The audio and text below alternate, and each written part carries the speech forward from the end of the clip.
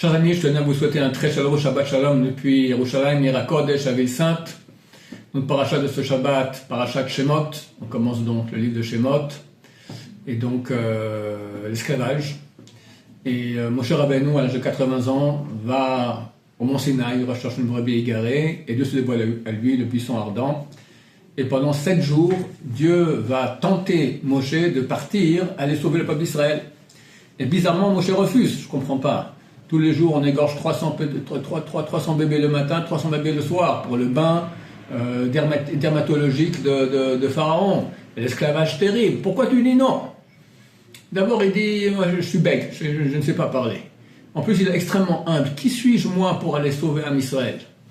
Et pour finir, Dieu lui dit, regarde, ton frère Aaron vient, mais ça marche Bélibo. Et il est content dans son cœur. Une des raisons principales pour lesquelles Moshe Rabbeinu ne voulait pas aller sauver le peuple d'Israël, c'est qu'il, comment je vais prendre la place de mon frère aîné? Moshe Rabbeinu avait 80 ans, mais Aaron avait 83 ans. Et dans la Torah, l'aîné, il a une place primordiale par rapport au cadet. Je vais maintenant supplanter mon frère aîné, pas question. Mais on peut se poser la question, à quel prix? Sauver Am Israël? Alors Moshe dit, envoie Aaron.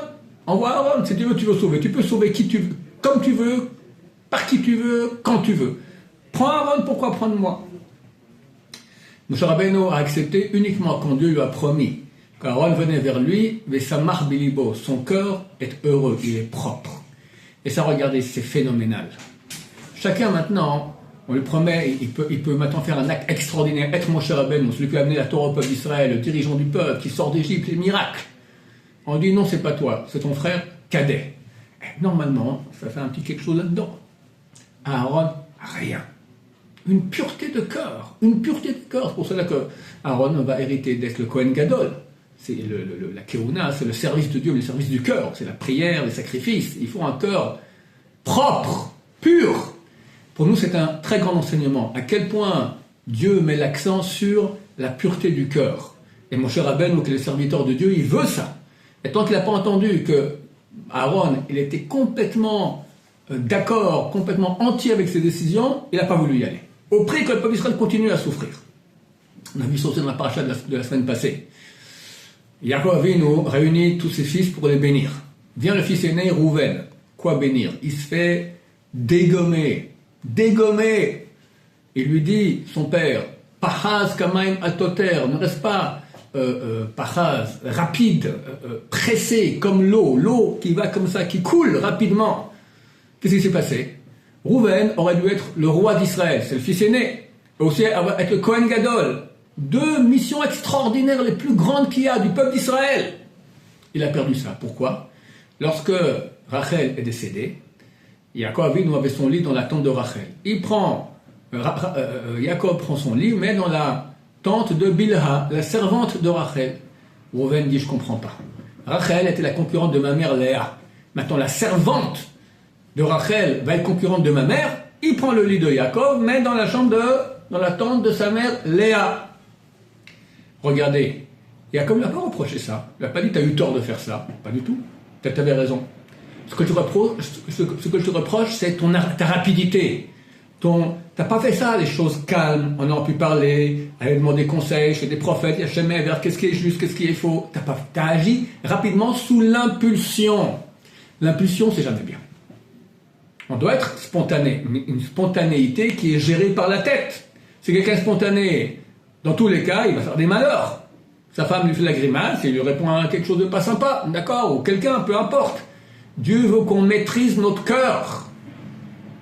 À un point tel qu'à cause, il ne s'est pas trompé Rouven, mais à cause de la rapidité, à cause de l'impulsion, il a perdu les plus grands cadeaux qu'un juif peut avoir, la royauté du peuple d'Israël pour l'éternité. Et c'est Yehuda qui l'a gagné. Tous les rois d'Israël, à part le premier, seront de Yehuda. Le Mashiach, il est de Yehuda. Et être Kohen Gadol. De même, Shmuel le prophète, Dieu leur donne, va voir Ishaï à Bethléem et va sacrer un de ses fils roi d'Israël. À l'époque, le roi, c'était le roi Shaoul. Mais Shaoul s'est pas bien comporté, et Dieu dit à Shmuel en douce, va sacrer là-bas, que personne ne sache, le prochain roi, ce sera un fils de Ishaï. Ishaï était un des grands tzadikim, c'est un des 4, la Gemara dit que c'est une des 4 personnes qui de l'histoire n'a jamais fait aucun péché. Shmuel vient à Bethléem, Il vient voir Ishaï, qui lui fait un grand accueil, il lui dit en douce, Dieu m'a envoyé pour sacrer un de tes fils, amène-moi tes enfants. Il avait beaucoup d'enfants, mais considérait que David, le roi David, c'était un bâtard. On va pas rentrer dans le pourquoi et comment de l'histoire. Alors il amène ses enfants, d'accord? Pour venir, ça aucun d'eux. Et Shmuel lui dit, je comprends pas, c'est fini? Ishaï dit oui. Il pense même pas que David pourrait être, mais Dieu m'a envoyé pour sacrer un de tes enfants. Il n'y a pas un autre? Il amène David. Et là, il comprend. Il avait 28 ans, le roi David, ce jour-là. Toutes 28 ans de souffrance, qu'on a cru que c'était un voleur, un bâtard, un tordu. Il est devenu le roi David. Quand le premier fils de Ishaï rentre, il s'appelle Eliav, Shmuel se lève devant lui. Il dit, je suis devant ma chère Hachem, le oint de Dieu. Il a vu un homme beau, grande barbe comme ça, honorable, un tzaddik. Dieu lui dit, tu regardes avec les yeux, moi je vois avec le cœur. Je suis dégoûté de lui. Pourquoi dégoûté? Les sages d'Israël ont dit, Dieu a vu qu'il était coléreux. Mais en fait, jamais Eliav s'est mis en colère jusqu'à ce jour-là. Mais Dieu a vu que dans le futur, il serait coléreux. Quoi? Lorsque David est déjà sacré roi d'Israël, mais personne n'est au courant, que la famille, il y a la grande bataille avec les Philistins, avec Goliath.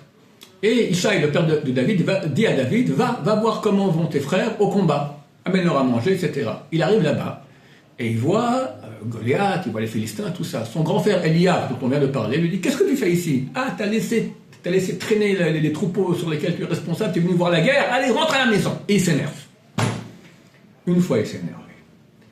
Il aurait dû être le roi d'Israël. Le roi David, il aurait dû être. Tu t'es énervé, mon cher ami, Dieu est dégoûté de toi. Zoup, terminé. Alors regardez, ça ne doit pas nous concerner, nous, parce que sinon, on va déprimer. Mais regardez à quel point la Torah met l'accent sur les midos, sur les qualités d'âme. On doit être des gens purs, des gens propres. Pas convoiter, pas être jaloux, pas s'énerver, être humble. C'est sur cela que la Torah met l'accent. Sinon, tu n'as droit à rien. Tu aurais pu être roi, tu aurais pu être Kohen Gadol, plus rien.